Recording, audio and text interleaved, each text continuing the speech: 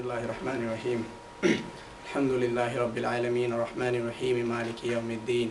Iyyaka na'budu wa iyyaka nasta'in. Ihdinas siratal mustaqim. Siratal ladzina an'amta 'alayhim ghayril maghdubi 'alayhim waladdallin. Assalamu alaikum, brothers. You know how we most of the times, most of us always have a goal that we want to achieve at the end of the day, end of the week, end of the month, end of the year. And we make that goal and then we work our way up to it.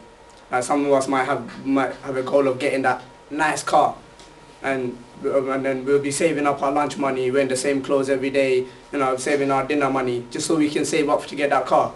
And then others of us, like the Romeo type boys, we might even have, you know, they're so addicted to their girl, they want to speak to her every single day, but they ain't got credit, so they start jacking their mom's money.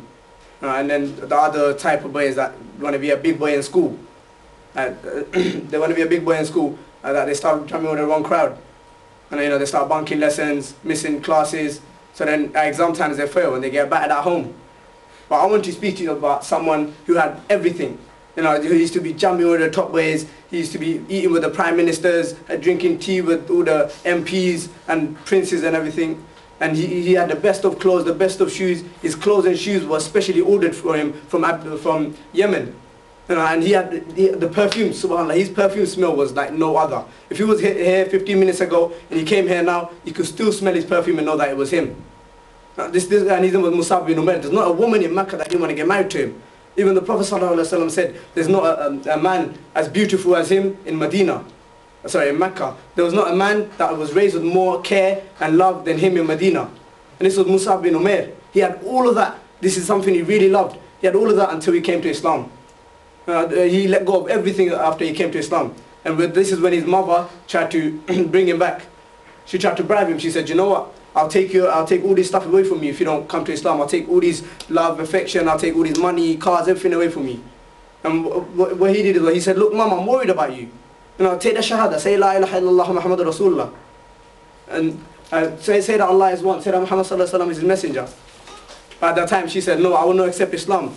I swear upon the stars that if my opinion was to be stupid tomorrow and I was to be weak, I still won't accept Islam. And you see, we see boys around today, we tell them, look bro, you're with a girl, it's haram man, you know, leave her for Islam. And they look at you and they're like, nah bro, she's going to be heartbroken man, you know, she's going to be depressed, I don't want to leave her for Islam, allow it. We see all of this, and this is when the Muslims were tortured in Medina. So the Prophet ﷺ asked them to move to Abyssinia. And, you know, the Prophet ﷺ asked them to move, and Muhammad ibn Musab was one of them, to move to Abyssinia. And we see boys nowadays and we tell them, look bro, you're jamming with the wrong crowd man, take a step and you know, move to another brotherhood atmosphere where they'll take you down the right path.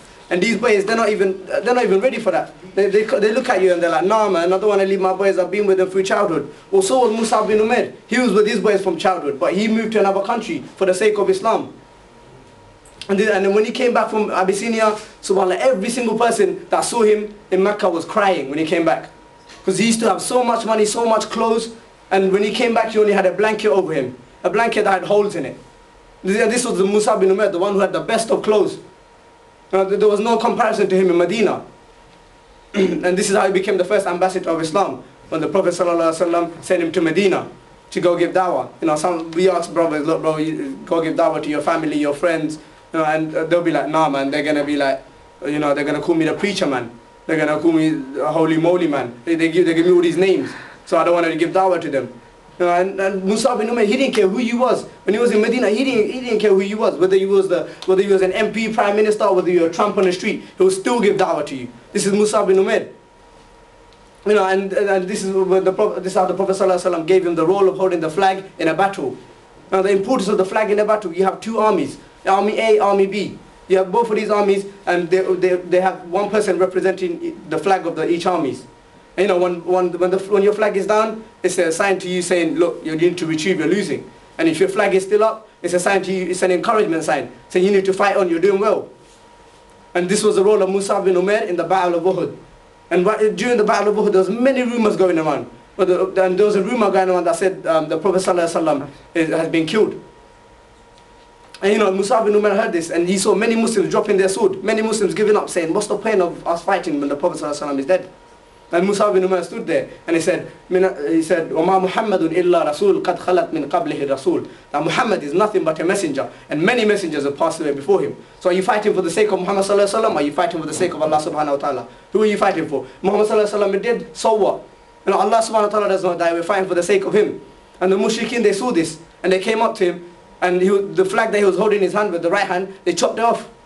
Now, you know, when we're in the kitchen and our mom's cooking or something, and we go stand next to her and a bit of oil spills in her hand, we drop anything that's in her hand because that little pain. Can you imagine Musa bin Umair? His whole hand was chopped off.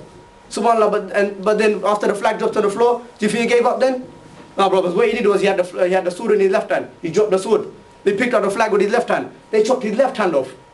Right, so double the pain. He had blood dripping from both hands. Now can you imagine the pain there? And then, do you think he gave up then after the flag was dropped from his left hand? Now what he did was the little limbs and bones he had left, he picked up the flag with that against and held it against his chest. Until the mushrikeen, they came and struck him on his back and he died. You know, after he died, after the battle was over, the Muslims came to the battlefield and they saw pieces of his body everywhere, lying in different places. And when it was time for his burial, there wasn't enough clothes to cover him. SubhanAllah, he was the man that had the best of clothes. The man that had special clothes ordered from him from Yemen. And when he was dying, when he was dead, you know, there wasn't enough clothes to cover his body. If they covered his head, his leg would be shown. If they covered his leg, his head would be exposed. So eventually they covered his feet with leaves. Then this is when Allah subhanahu wa ta'ala revealed a verse on him, saying, مِنَ الْمُؤْمِنِينَ رِجَالٌ صَدَقُوا مَا عَاهَدَ اللَّهَ عَلَيْهِ. That amongst the believers, there are those who are men, who stay true to the covenant of Allah subhanahu wa ta'ala. Now Allah subhanahu wa ta'ala says, Allah subhanahu wa ta'ala says, amongst the believers, there are those who are men. So he's saying amongst the believers around the world, he's separating them and saying the different ones who are men. Now why is he calling Musa bin Umair the men? I would just like to show you what a man is in this society. I'll show you two examples. Sure. Yeah, bro, what's going on, bro? What are you saying, bro? Yo, what are you still in front of the fucking bed? Bro, they come here to be bro, I'm gonna invite you, bro. Nah, bro, do better than that. Yeah, I got your back. Yeah, bro, I got conflict on point. Go for it. Bro, what are you getting in mind, bro? Are you done? Are you done? Allow it, man. Allow it. What are you doing, bro? Don't leave me. Allow it, bro. Allow it. Let's see example number 2. Hello, baby. Bro, are you done, bro? You ain't my girl. Nah, bro. Are you stupid or something, bro? Are you crazy, bro? You ain't my girl.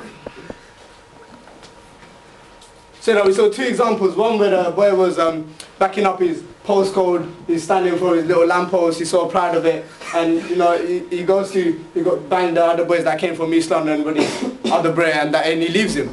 Now he leaves him to get battered on his own. Now is that really worth standing for right there? And then on the second example, we saw a boy walking with his girl, and just because the man looked at him, he thought he could start a fight with him. And he got lost the fight and he got battered. And the girl probably left him a week or 2 later or played him. You know, is that really worth standing for? That's the same that goes for money, cars, you know, money, cars, alcohol, weed, everything. Are they really worth standing for? Now, Allah subhanahu wa ta'ala says in the Quran, مِنَ الْمُؤْمِنِينَ رِجَالٌ صَدَقُوا مَا عَهَدَ اللَّهَ عَلَيْهِ. Says amongst the believers there are those who are men who stay true to the covenant of Allah subhanahu wa ta'ala. Now what is the covenant? What is Allah subhanahu wa ta'ala talking about here? He's saying the covenant when you take the shahada, when you say La ilaha illallah Muhammadur Rasulullah. When you take the covenant, what does that mean? You stand for Islam. Now what does standing for Islam mean? How do we stand for Islam? We stand for Islam when the Prophet ﷺ's family was criticized. We stand for it when the day the Quran that was banned. We stand for it when the niqab was banned. We stand for it when the pictures of the Prophet ﷺ was drawn. We stand for it when the minarets were banned. We stand for Dr. Afia Siddiqui, our sister, who was sentenced for 86 years. My brothers, I would like to leave you with one message. How many Muslims around the world do you see that are the men amongst the believers? Jazakallah khair.